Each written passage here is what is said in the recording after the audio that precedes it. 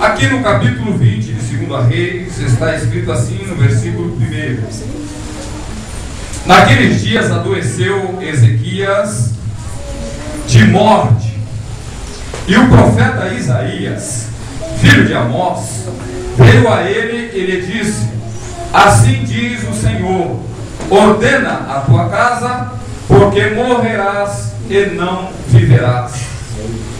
Então virou o rosto para a parede e orou ao Senhor, dizendo: Ai, Senhor, ser servido de te lembrar de que andei diante de ti em verdade e com o coração perfeito, e fiz o que era reto aos teus olhos.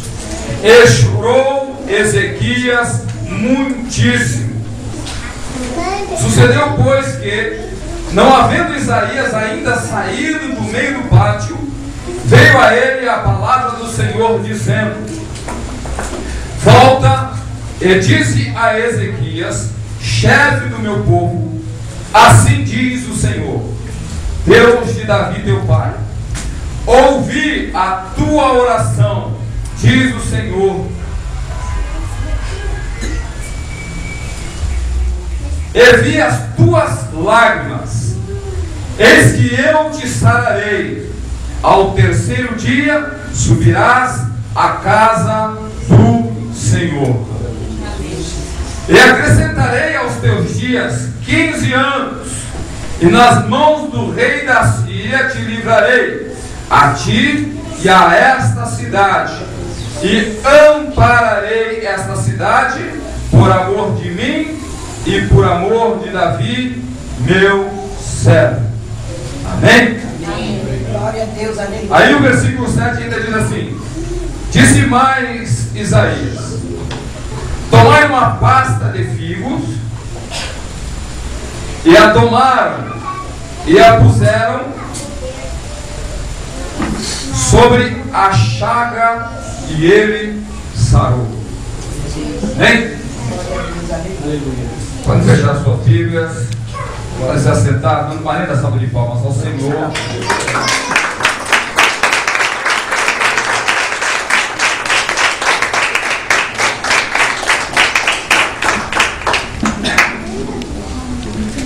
Louvado seja Deus.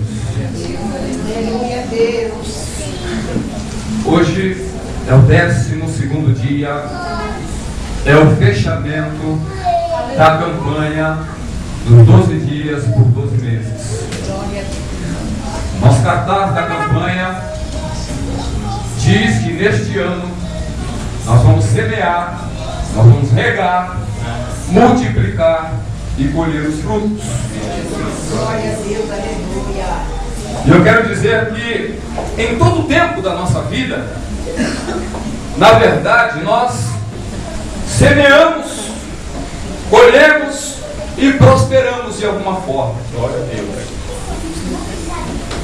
As nossas ações, o nosso dia a dia, os nossos projetos, os nossos sonhos, nós sempre estamos colocando em nosso pensamento, em nossos desejos, aquilo que nós queremos que se realize em nossas vidas.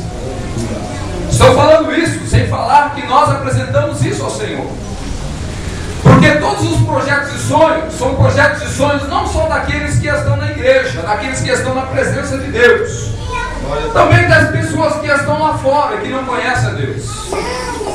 Mas é importante eu frisar à igreja que os nossos projetos e sonhos, aquilo que nós semeamos, aquilo que nós colhemos e aquilo que nós prosperamos, ou se eu colocar para um futuro ainda, profetizando aquilo que nós vamos semear, aquilo que nós vamos colher e aquilo que nós vamos prosperar, acontecerá, porque nós estamos fazendo isso debaixo da unção e do poder de Deus.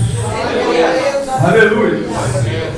Quando nos referimos a semear, a Bíblia ela nos traz algumas referências. Louvado seja o nome do Senhor.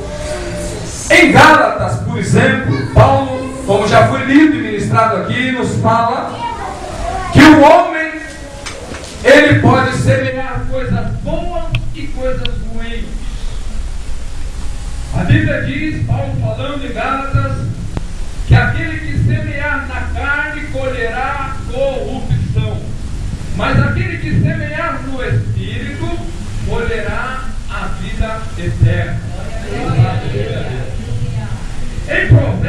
22, versículo 8, Salomão sabia muito bem o que era isso, o que era semear o bem e o que era semear o mal. E ele diz que aquele que semeia a perversidade colherá males. Jó também tinha ciência disso. Em Jó 4, versículo 8, ele diz que aqueles que lavram a iniquidade semearão o mal. Ou aqueles que lavram a iniquidade e semeiam o mal, melhor dizendo, vão colher isto mesmo. Ou seja, aquilo que você plantar, porque quando nós falamos de semear, nós nos lembramos da semente. E quando nos lembramos da semente, nos lembramos daquilo que nós plantamos para as nossas vidas. E aquilo que nós plantamos, certamente nós vamos colher. Louvado seja Deus. E quando falamos em semente, é interessante, porque no capítulo 1 de Gênesis, versículo 11, Deus nos traz a referência sobre a semente das ervas que Ele faz produzir da terra. Que essa semente produzirão outras ervas, né? E estas ervas seriam ervas boas e ervas ruins, ervas daninhas. Depois nós vamos encontrar referências sobre a semente, quando Adão e Eva cometem a desobediência e o pecado vem sobre a humanidade. Deus coloca a inimizade entre a mulher e a serpente, e Ele fala que da semente da mulher, aleluia, se levantaria a inimizade contra a semente da serpente. Estava se referindo a Jesus, que seria levado à cruz do Calvário e ele pisaria, aleluia, a cabeça da serpente. Depois nós vamos encontrar referência à semente quando Adão e Eva têm dois filhos, Abel e Caim, e um dos filhos dela é assassinado. E aí Deus permite que ela tenha outro filho, agora ela chama Sete. E este filho, a Bíblia diz claramente que é a semente de Eva. Depois encontramos outras referências. Vemos Deus falando para Abraão, quando ele avista a terra de Canaã, dizendo: olha, Abraão, darei tudo isto à tua semente, à tua descendência. Vemos Deus falando da semente a Isaac. Nós vamos vendo Deus falando da semente em todo o Antigo Testamento por 53 vezes. E no Novo Testamento, 52 vezes. Jesus vem falando da semente diferente. Ele vem falando sobre a sua palavra e o reino de Deus. Aleluia. Que aqueles que plantam a semente, que é a palavra do Senhor, vão colher frutos, e os frutos para a vida eterna. Aleluia. Em Números, no Antigo Testamento ainda, nós vamos ver um sinal da semente, que é a semente da contenda. Porque Salomão, em Provérbios, ainda fala que existe uma espécie de semente semeada entre os irmãos que é abominável ao Senhor. Essa semente é a semente da contenda. E nós vemos em Números, no capítulo 16, que Corá, Datã e Abirão se levantam, semeando contenda entre o povo, e levantam um populacho contra Moisés, ao ponto de Moisés ter que buscar a Deus e dizer, e colocar à prova Corá, Datã e Abirão, dizendo que se porventura Moisés realmente fosse homem de Deus, escolhido de Deus, Deus ia fazer algo diferente naquele momento, naquele deserto. E a Bíblia diz que quando Moisés se ajunta com o povo e chega até as tendas de Corá, Datã e Abirão, com a família e com aqueles que estavam do lado deles na contenda, Deus faz com que a terra se abra, a terra abra uma rachadura, e Corá, Datã e Abirão e toda a sua família, e todos aqueles que estavam neste espírito de contenda, nesta semente de contenda, são tragados pela terra. E o clamor desse povo tragado pela terra, vivos, era tão grande, que todos aqueles que estavam ali à beira da tenda, junto com Moisés, eles fogem com medo e pavor. Glória a Deus. Louvado seja Deus. Quando Jesus ele começa a nos falar da semente, ele nos traz algumas referências sobre o reino e a palavra de Deus, coisa boa. E ele fala daquele semeador que lança a semente na terra. Ele está se referindo à sua palavra. Aleluia. Ele fala também do povo judeu, que eles tinham a mania de olhar para o tempo e saber o período em que eles deveriam plantar e colher. E aí Jesus os orienta e os exorta, dizendo que o tempo, referindo-se à palavra dele ao reino, as coisas boas, era já. A semente era agora. E que aqueles que plantam a semente do Evangelho, da palavra de Deus, eles escolhem para si, além da vida eterna, aleluias, a coroa, os bens, ou seja, o galardão que está preparado para estes no reino do Senhor. Louvado seja o nome do Senhor. Portanto, nesta campanha, nós estamos plantando uma semente, e essa semente está dentro do seu envelope, do seu pedido. Esta semente, a Bíblia diz também que não sabemos o tempo. Lá em Eclesiastes, Salomão dizendo, segundo alguns entendem sendo Salomão, que o homem, ele não pode ficar observando o vento e observando a nuvem apenas, para depois semear, porque senão ele não vai fazer isso. Ele diz o seguinte: porque quem faz isso não conhece o poder de Deus.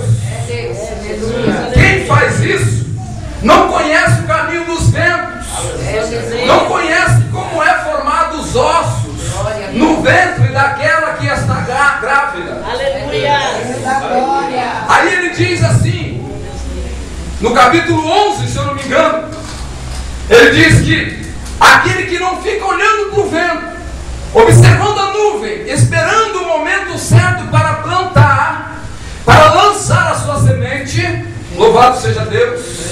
Aqueles que não fazem isso são aqueles que pela manhã plantam e pela tarde não abrem mão de cuidar daquilo que está plantando. Ou seja, o crente, o servo de Deus, é aquele que planta, aleluia, para a sua vida, para a sua família, para o seu dia a dia, as coisas boas, as coisas prósperas, os seus projetos, os seus sonhos, e ele fica ali perseverando em oração na presença de Deus, não abrindo mão, porque se ele abrir mão, a Bíblia diz que o adversário vem. Jesus fala isso, que existe a semente do trigo e a semente do joio.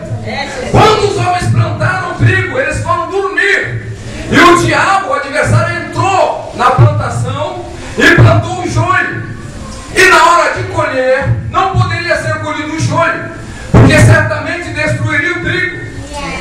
Então deixou-se crescer o trigo, e depois recolheu o trigo, e o que não prestava, ou seja, o joio, foi lançado fora. Louvado seja Deus. Portanto, esta é uma introdução sobre este propósito diante de Deus. Estamos semeando, e nós vamos regar na presença do Senhor, porque aquele que rega, colhe. Aleluia.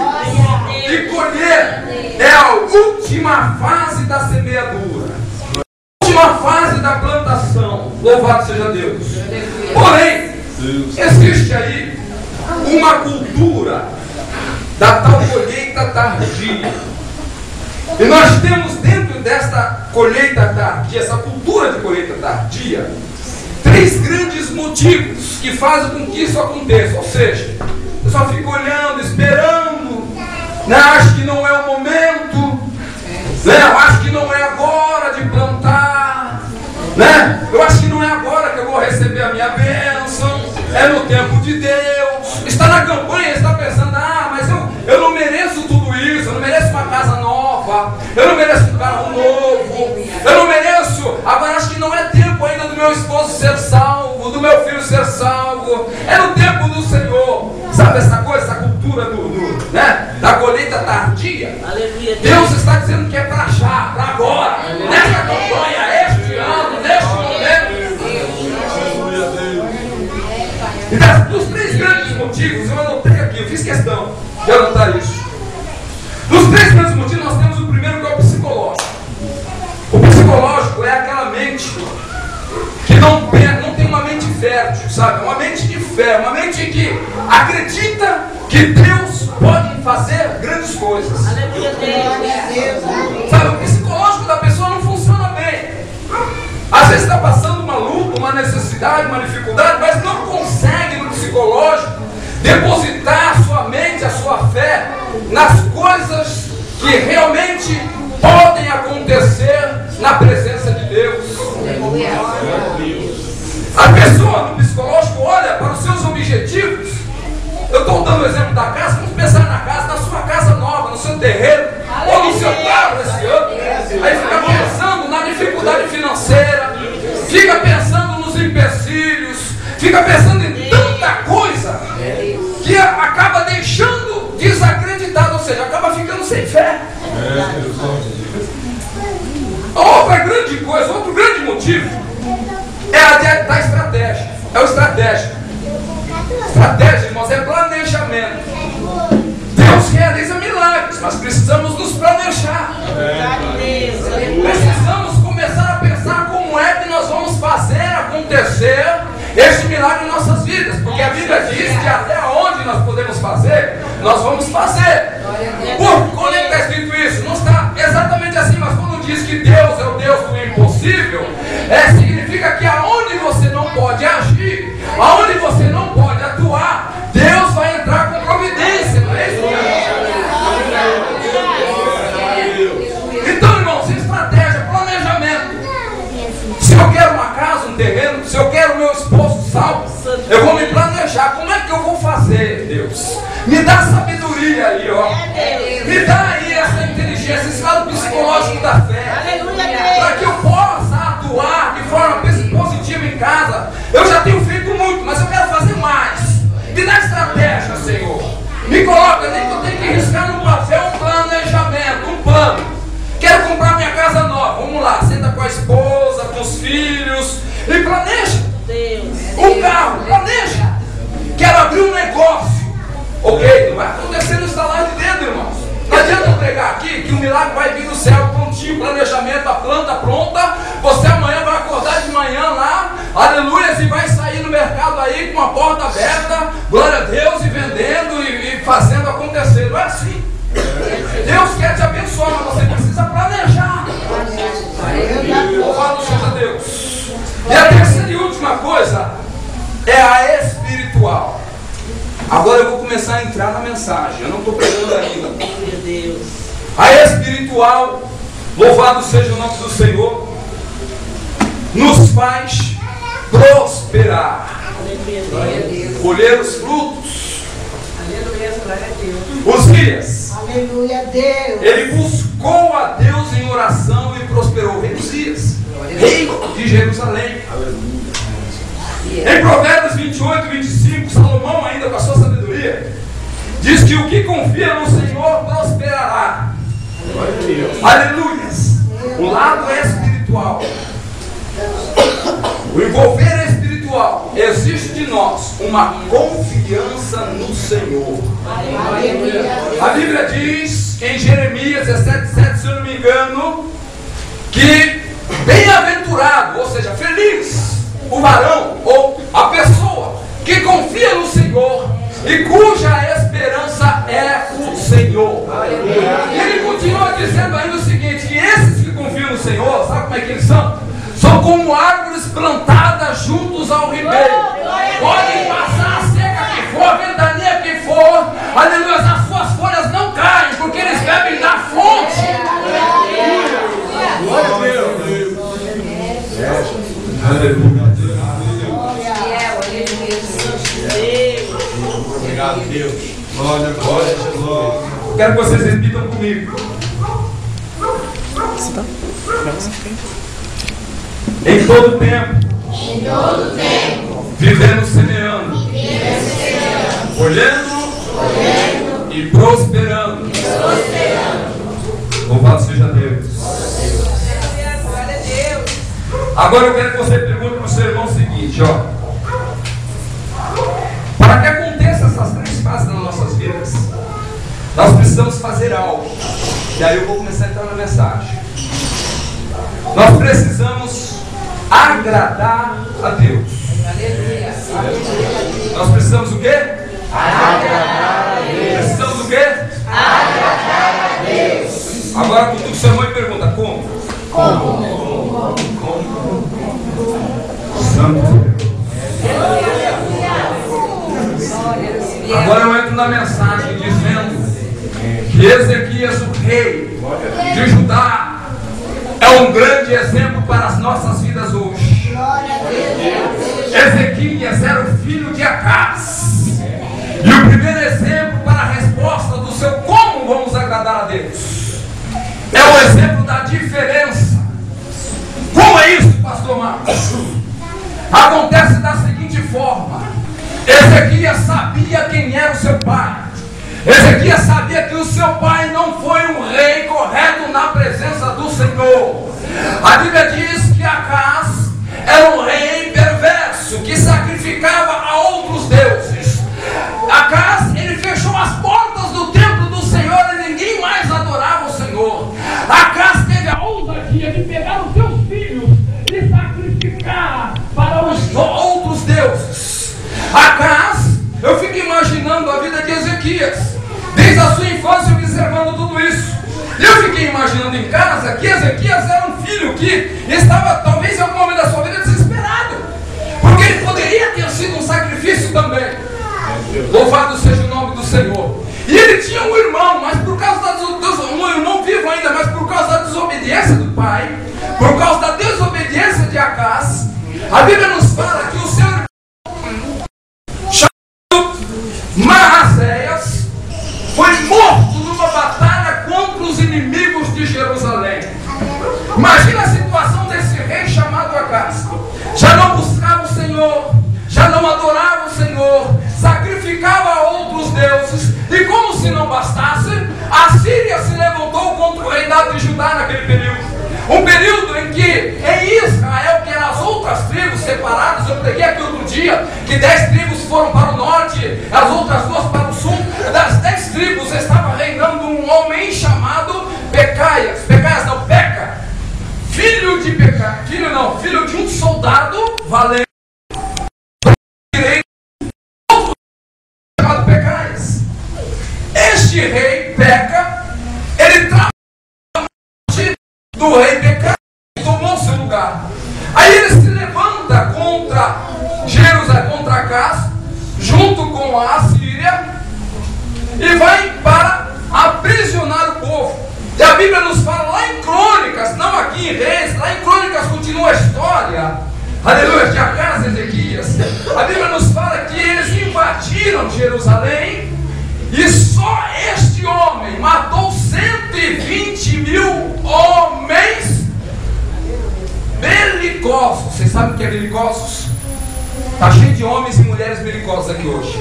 São homens e mulheres valentes, homens e mulheres que eram firmes, homens e mulheres que eram pau para toda obra, homens e mulheres que incentivavam a guerra. Mas esse homem matou todos por causa da desobediência do rei. Este era o exemplo de pai para o rei Ezequias.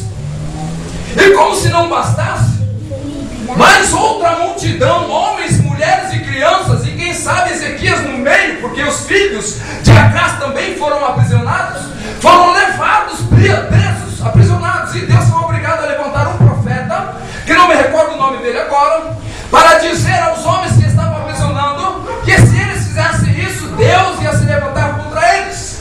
E eles tiveram que liberar os homens, as mulheres, os velhos, as crianças, para retornarem a Jerusalém. Aleluia. Foi este povo que o rei Ezequias tomou. Deus da glória. E por que eu falei no primeiro item da diferença? Quem é daqui da igreja que gostaria de ser como o rei Acaz aqui esta noite? Quem é daqui da igreja que gostaria de ser como o ímpio que está lá fora?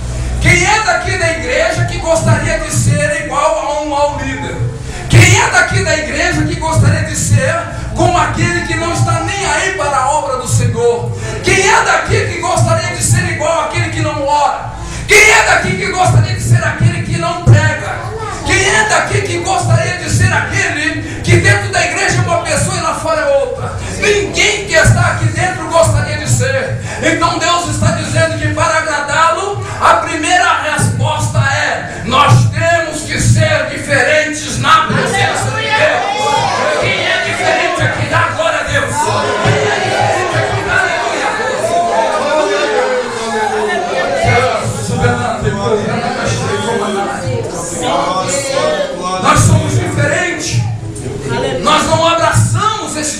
causa, como foi o caso do pai do rei Ezequias.